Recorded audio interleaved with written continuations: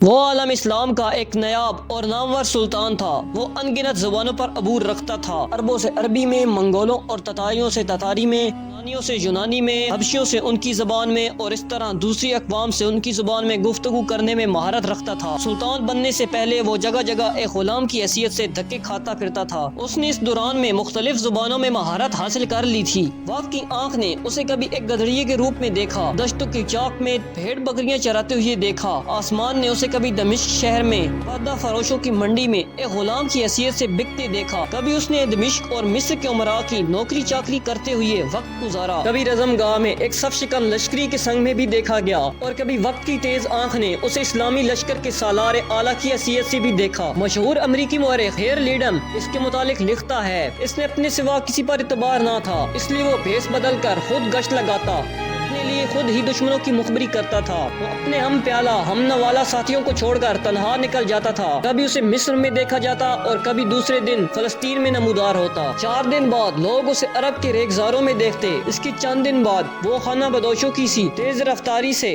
دوسری جگہ لوگوں کو دکھائی دیتا۔ جن دنوں عالم اسلام کا سلطان بنا ہوا تھا، ان دنوں منگول مسلمانوں پر حملہ آور ہو کر ان کے بیشتر علاقوں کو تباہ کر دیا، اور ہلاکو خان مسلمانوں کے علاقوں میں دندناتا پھرتا تھا۔ ایک بار ایک منگول مغنی کے بھیس میں وہ اکیلا تنہا ہلاکو کی سلطنت میں داخل ہوا اور جگہ جگہ چل پھر کر جاسوسی کرتا رہا۔ چونکہ وہ مختلف زبانوں پر عبور رکھتا تھا اور جاسوسی میں بھی مہارت رکھتا تھا، اس لیے کسی کو شک نہ ہوا وہ مسلمان ہے یا مسلمانوں کا سلطان۔ ایک دن اس نے ایک منگولوں کے شہر میں ایک دکان میں کھانا کھایا اور اپنی انگوٹھی جان بوجھ کر ایک محفوظ جگہ پر رکھ آیا۔ اس کے بعد وہ اپنے علاقے میں آ گیا اور ایک قاصد بھیج کر ہلاکو خان کو کہا، میں تمہاری مملکت میں حالات کا معائنہ کرنے فلاں جگہ گیا تھا، فلاں شہر میں فلاں دکان پر اپنی شاہی انگوٹھی بھول آیا ہوں، مہربانی کر کے وہ انگوٹھی تلاش کر کے مجھے بھجوا دو، کیونکہ وہ مجھے بے حد عزیز ہے۔ ہلاکو خان مسلمانوں کے سلطان کی اس جرأت اور جسارت پر ششدر رہ گیا، اور وہ اس کی دلیری سے ایسا مرعوب ہوا کہ اس کی انگوٹھی تلاش کر کے اس کی طرف بھجوا دی۔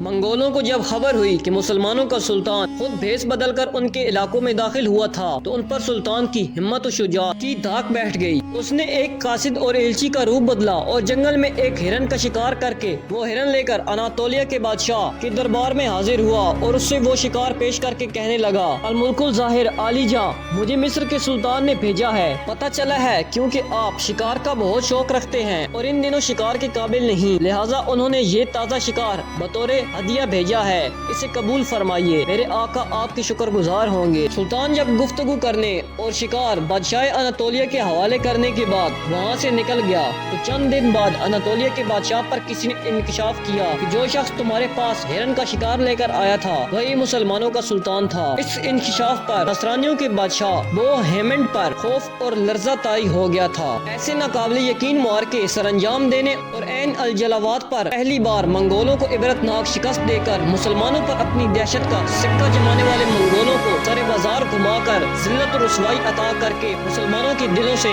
منگولوں کے خوف و دہشت کا غلبہ زائل کرنے والی اس نادار و نایاب اور جاؤ جلال کسی میزان ہستی کا نام رکن الدین بیبرس تھا۔ رکن الدین بیبرس منگولوں کی فتوحات اور مسلمانوں پر مظالم ڈھا کر اپنی دہشت کا سکہ جما کر حکومت کرنے والے ہلاکو خان کے متعلق کہا کرتے تھے کہ وقت آنے پر ہم ان کو بتا دیں گے کہ اللہ کے لیے لڑنے والے کبھی شکست تسلیم نہیں کیا کرتے، اور پھر وقت نے ثابت کیا سلطان رکن الدین بیبرس اپنے قول و اقرار کا کس طرح پاسدار تھا، باوجود اس کے کہ اسلامی شخصیات کی طرح تاریخ سے اس دلیر و بے باک ہستی کے نقوش بھی ایک منظم سوچ و سازش کے تحت بڑی سنگدلی، مہارت اور عیاری سے ممکن حد تک مٹا دیے